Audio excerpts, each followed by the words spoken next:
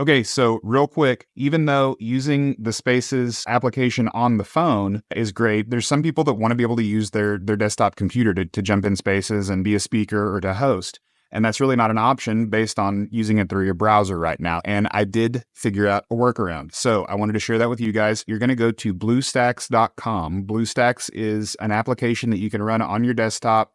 It works in Windows PCs as well as Mac and Linux operating systems. There's different versions you can download. So you're going to download BlueStacks and get that installed first and foremost.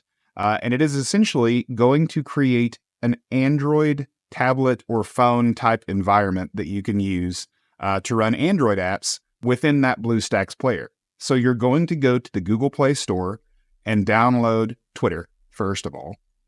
And then after you have Twitter installed, you'll log into your account just like normal as you would on an Android phone or tablet.